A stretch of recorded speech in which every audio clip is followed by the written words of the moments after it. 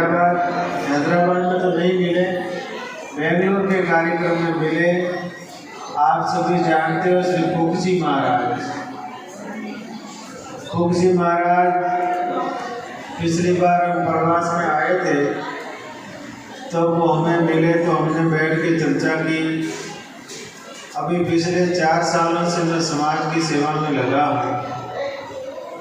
भाव यही है कि जिस प्रकार से अलग अलग समाजों के धाम हैं, उसी प्रकार से हमारे कुमार समाज का भी धाम हो। आप बोले धाम क्यों हो, धाम की क्या जरूरत है? धाम इसलिए हो कि धाम के माध्यम से समाज में अच्छे संस्कार, अच्छी शिक्षा, नशामुक्ति, स्वावलंबन, अच्छा स्वास्थ्य और अच्छा संगठन मिले। उसी कल्पना को लेकर के पिछले 5 वर्षों से इस कार्य में लगे हैं। सज्जनों, हम सभी मनुष्य हैं, हम सभी सामाजिक प्राणी हैं, इसलिए हमारे ऊपर कोई न कोई जिम्मेदारी है। जो मनुष्य है तो मनुष्य किसी न किसी जिम्मेदारी का निर्वहन करता ही है। मनुष्य होने के नाते हम आनंदमय जीवन कैसे जिए, उसके लिए एक विधि है। अगर उस विधि का पालन करेंगे तो मनुष्य का जीवन कैसा जीना चाहिए उसकी कला सीखने को मिलेगी। तो दुर्लभो मानुष देहो देही नाम क्षण भंगुर। ये मनुष्य शरीर दुर्लभ है और क्षण भंगुर है। जैसे कच्चा घड़ा है, उसको तो आप कांच में रख दोगे तो पक्की गारंटी है कि 1000 वर्ष तक भी नहीं फूटेगा। पर इस मनुष्य शरीर का कोई भरोसा नहीं, चलते चलते कब नष्ट हो जाए। आज अपने एक समाज के युवाएं थे, 40-45 वर्ष की उम्र के थे, उनको अटैक आया तो चले गए। तो मनुष्य शरीर का, किसी भी शरीर का कोई भरोसा नहीं। जो जन्म लिया है वो अवश्य मरेगा। तो मरना तो शाश्वत है, मृत्यु हमारी शाश्वत है। हमें ऐसा क्या करना चाहिए जिससे मनुष्य जीवन को धन्य कर दे, मनुष्य जीवन को सार्थक कर दे। सज्जनों, 4 चीजें मनुष्यों में पशु पक्षियों में समान रूप से है। भूख प्यास हमको भी लगती है और भूख प्यास पशु पक्षियों को भी लगती है। सर्दी गर्मी हमको भी लगती है और सर्दी गर्मी पशु पक्षियों को भी लगती है। संतान उत्पन्न करने का काम मनुष्य भी करता है और संतान उत्पन्न करने का काम पशु पक्षी भी करते हैं। घर बनाने का काम मनुष्य करता है और घर बनाने का काम पशु पक्षी करते हैं। जब ये 4 चीजें सभी में समान रूप से हैं तो भगवान ने अलग हमको क्या दिया?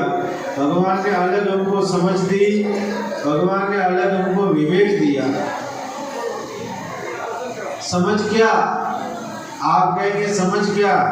समझ यही है कि हम बड़ों के साथ में कैसा व्यवहार करें, हम पुत्र पिता के साथ में कैसा व्यवहार करें, पिता पुत्र के साथ में कैसा व्यवहार करे, माँ अपने बेटे के साथ में कैसा व्यवहार करे, भाई भाई के साथ में कैसा व्यवहार करे, हम समाज में रहें तो कैसे रहें और समाज का कार्य करें तो कैसे रहें, जहाँ राष्ट्र में रहते वहाँ कैसे रहें और राष्ट्र का कार्य करते हो कैसे करें। ये समझ केवल मनुष्यों में हो सकती है, पशु पक्षियों में नहीं हो सकती। इसलिए हम पशु पक्षियों से भिन्न हैं। तो समझ का सदुपयोग करना यही मानवता है। समझ तो प्रत्येक प्राणी को मानव ने, भगवान ने दी है, पर मनुष्य को विशेष समझ दी है। हम समाज में रहते हैं तो समाज के, किसी भी समाज को चलना हो तो उनके 3 सूत्र है। ध्यान से सुनना, बातों तो बाद में करना ही, बातें करते ही हो, पर अभी थोड़ी देर से भी शांत चित्त सुनना, तो मेरा आना भी सार्थक होगा और आपका बैठना भी सार्थक होगा। नहीं तो ऐसे रोज इकट्ठे होते हैं और इधर उधर की बातों करके बिखर जाएंगे। तो फिर ये कार्यक्रम करते हैं, समय लगा, धन लगा, आपका समय लगा, वो सब निरर्थक जाएगा। सार्थक तो तभी होगा जब हम 2 बातें जीवन में उतारेंगे। हम तो कई बार इतना, अभी आपके बीच में पहली बार आए इसलिए मीठा मीठा कहेंगे। बाकी जो पुराने हमारे साथ में आए, हमारे अपने कार्यकर्ता ये समाज के, श्री रमेश जी है, लक्ष्मण जी है, एम जी को तो जानते ही हो, उधर अपने गार्ड में, और जालोर से हमारे किशोर जी, भोग जी, और इधर बैठे उषा जी, हनुमान जी और मोहन जी, तो आप इसी क्षेत्र में रहते हैं। ये सभी कार्यकर्ता आए, इनको आप पूछना कि कितना कठोर बोलते हैं। कठोर किस लिए बोलते हैं? कठोर इसलिए बोलते हैं कि आप हमारे हो और हम आपके हैं। हम आपको कड़वा नहीं कहेंगे तो कड़वा कहेगा कौन? हम आपको सत्य बात नहीं बताएंगे तो सत्य बात बताएगा कौन? अगर साधु, गुरु, वेद गुरु और सचिव अगर तीनों सत्य नहीं बोलेंगे तो अगर डॉक्टर होगा वो मरीज को सत्य नहीं बताएगा तो मरीज मर जाएगा कि भाई आपको क्या रोग है, क्या परहेज रखना चाहिए, क्या दवाई लेनी चाहिए। अगर डॉक्टर नहीं बताएगा तो मरीज नहीं बचेगा। और राजा का सचिव होगा, वो राजा को सही बात नहीं बताएगा तो राज नहीं बचेगा। और धर्म स्थान पर बैठे हुए साधु, धर्म गुरु अगर सही बात नहीं बताएंगे तो धर्म नहीं बचेगा। इसलिए हम लोगों को सत्य बात निवेदन करनी चाहिए। हम तो यहाँ तक कहते हैं कि हमको आप हमारी बात को मान लो, हमको आपसे दक्षिणा नहीं चाहिए, हमको आपसे मान सम्मान नहीं चाहिए, हमको आपसे कुछ नहीं चाहिए।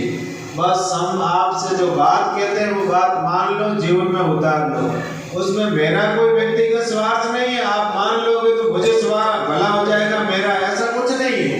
आप व्यक्तिगत बात, आप अगर मैं हमारी कही हुई बात मानोगे तो आपका भला हो जाएगा, इसलिए मानो।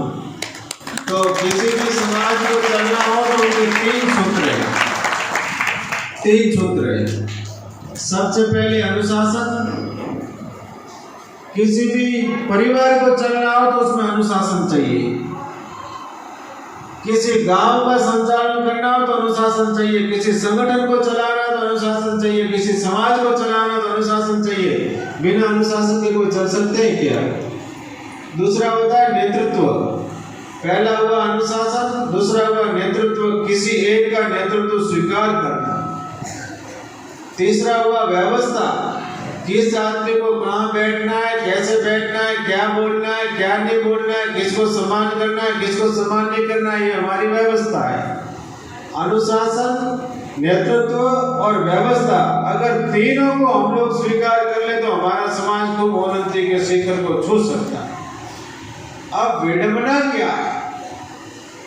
विडंबना यह है कि हम लोग किसी का अनुशासन नहीं मानते। सत्य बात निवेदन करना, हृदय पे हाथ रखकर स्वीकार करना। हम लोग किसी का अनुशासन नहीं मानते, हम लोग किसी का नेतृत्व स्वीकार नहीं करते और हम लोग व्यवस्था में नहीं रहते।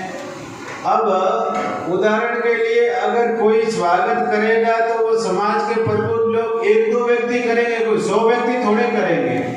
और व्यवस्था ये कहती है कि समाज के प्रमुख लोग जो आगे मान लोग हैं वो किसी का स्वागत कर ले।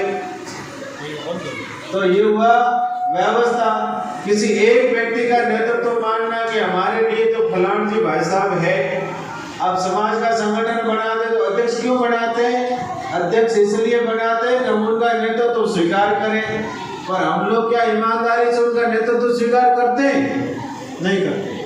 केवल कहने के नाम पे कर लेंगे, कहना का ऐसा मान लेंगे कि हमारे अध्यक्ष है, फलान जी हमारे अध्यक्ष है, हमारा संगठन है, पर हम लोग नेतृत्व स्वीकार नहीं करते। जब हम लोग अनुशासन में रहेंगे नहीं, नेतृत्व स्वीकार करेंगे नहीं, व्यवस्था में रहेंगे नहीं, तो समाज कैसे आगे बढ़ेगा? समाज आगे नहीं बढ़ सकता। अगर समाज को आगे बढ़ाना है तो सजना तीनों व्यवस्था में हमको रहना पड़ेगा, तभी हम आगे बढ़ेंगे।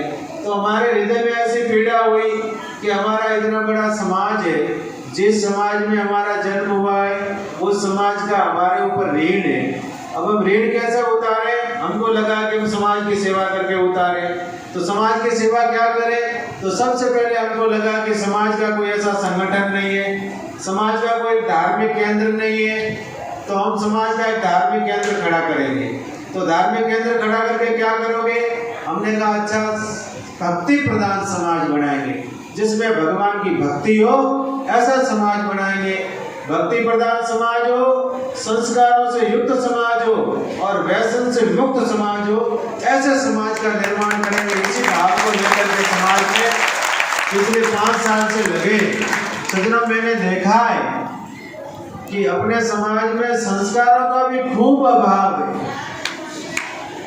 हम लोगों को ढंग से उठना बैठना नहीं आता है, हम लोगों को ढंग से चलना फिरना नहीं आता है, हम लोगों को ढंग से अभिवादन करना नहीं आता है, हम लोगों को ढंग से किसी का सत्कार करना वो नहीं आता है।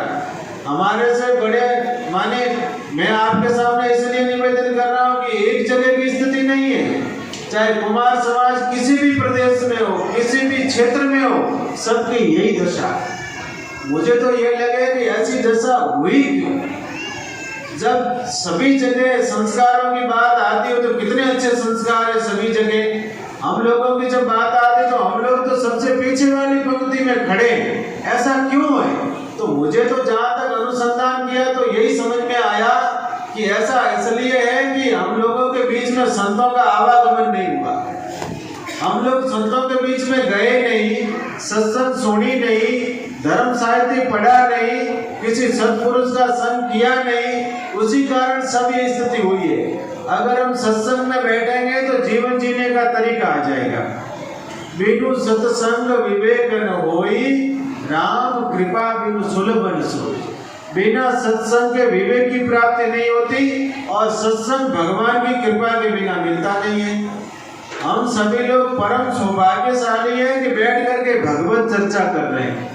हम लोग परम सौभाग्यशाली हैं कि भगवत चर्चा के साथ में सामाजिक चर्चा कर रहे हैं।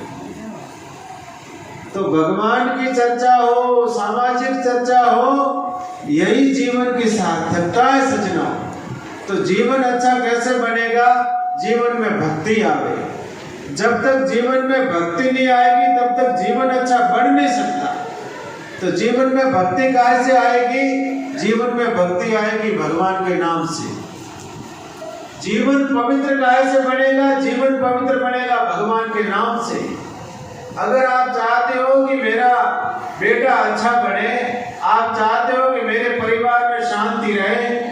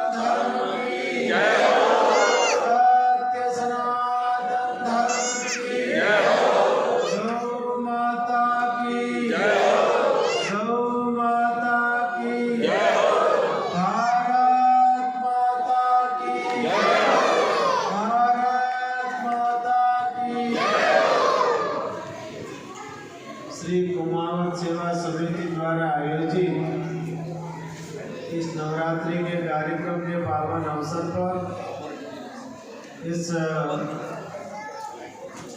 कार्यक्रम में विराजमान सभी समाज के अग्रगण्य पिता तुल्य बुजुर्गों, श्रद्धा और भक्तिमय माताओं और जो जोश से भरी हुई युवा तरुणाई, प्यारे बच्चों और बच्चियों, आप सबको सादर अभिवादन पूर्वक जय श्री कृष्ण। जय श्री कृष्ण। इसका थोड़ा बेहस कम करना।